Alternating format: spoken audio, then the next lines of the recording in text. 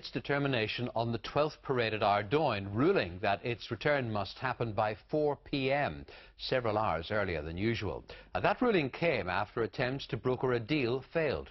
The parade has been marked by violent confrontation in recent years.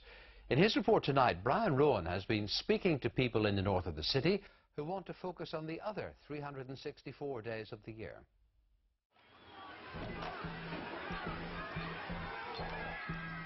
Bad news sells. It sells stronger than good news. But realistically, the good news out there far outweighs any bad news there actually is. This is the big picture played out locally in terms of parades, identity, culture. There's a political imperative to deal with that in order to create the conditions in which people and communities who are working 365 days of the year on quality of life issues actually are freed up in some way to take the focus off that. And this is that Ardoyne picture frame within which North Belfast is often portrayed. The image is of a torn community, a place of division and tensions, one of those parts of the city where walls are still needed to keep its people apart. Parading is a big problem. There's no doubt about that. There's no quick fix to it. But as you say, it's the mad week. I'll just have to see how things pan out. This road is often littered with the debris of parading and protest, of standoff and confrontation, of argument and not agreement.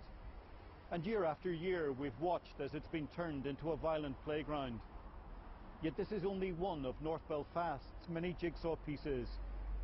Here we are with 6 barriers up Dunkirk Gardens that separates the two communities. The Protestant Unionist community of Tigers Bay and the Nationalist Republican community of the New Lodge. Those barriers being discussed are part and parcel of North Belfast life, and no one is suggesting they're coming down soon. But there is a generation that hopes to see things change. If it doesn't change, it'll keep going on and going on and going on. And I think now it's kind of starting to change where, yes, we are doing more cross community and we are meeting together more, and like the barriers are slowly but surely going down, and it's just a matter of time until they're eventually gone. And Shelley, I suppose the more you meet with each other, the more you understand that you're the same. Yeah, you realise that you've like a lot more in common, and you know, we're not as different as everyone makes us out to be. I have a lot of friends now from the other side, and they're my best friends now, that I wouldn't have had the opportunity unless we did manage to cross the barriers and get to see each other. Alexander Park is one place where you can see progress. Not long ago, a continuous barrier ran through this tranquil spot. But now there's a way from one side to the other. The gate is very symbolic in terms of the work, in terms of the transformational work in North Belfast. Local residents, local communities, local community groups had the vision of a park that was one rather than a park that was divided in two. And they've done a programme. This residential conference was happening in North Down yesterday, not that many miles from North Belfast. But these are pictures that tell the story of long journeys made. People once divided, now able to speak with rather than at each other, and about much more than that one day of parading. Stuff that we are involved in the 364 days a year, it's just as Connor says, you know, there's the shared housing initiatives, there's the city site initiative, there's the Alexander Gate, there's other things there. There's ex-prisoners working together, there's the drug stuff that we're involved in. You know, we're both communities, people from Tigers Bay and people from New Lodge have went into one another's area to see what an empty plate in Tigers Bay is an empty plate in New Lodge. For many times the media paints North Belfast just in a black and white way as a complete negative. What we've been doing today is building on some of the positive stuff around the opening up of the gate in Alexander Park, some more interface openings in terms of the removal of the relocation of the bonfire at Adam Street, and we're looking today to see how we can capitalise on that. They were also talking about parental responsibility, what the communities have in common, and an initiative to deal with drugs.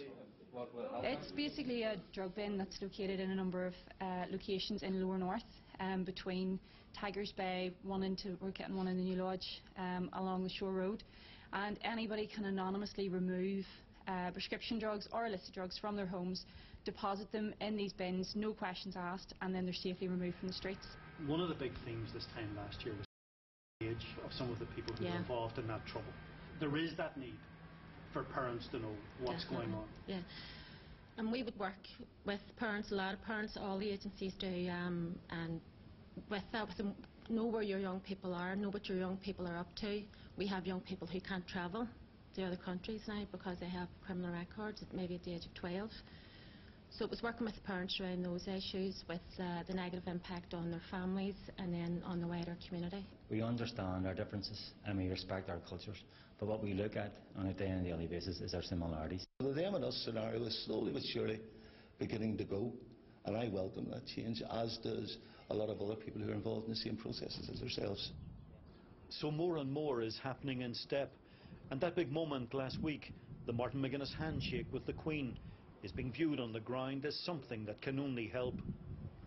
It was a leadership decision by Martin McGuinness. Have to applaud what actually happened. I think it makes it easier for people. For the kind of work that we're engaged in across communities and trying to build genuine relationships, it was an acknowledgement of an identity here on this island, and it was Sinn Féin acknowledging that. I think it creates a new scenario about new possibilities, and I think we got to seize the moment. And there are certainly issues that need to be resolved, issues around identity, how it's acknowledged, culture, how it's acknowledged.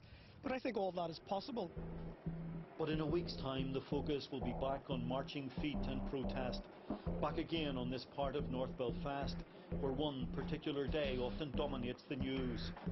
But away from the marching and the protesting, there is much more going on in the wider frame. Brian Rowan, UTV Live tonight. Buying a used vehicle? Click donnellygroup.co.uk. 7 sites province-wide and a huge range. Remember, Donnelly Group.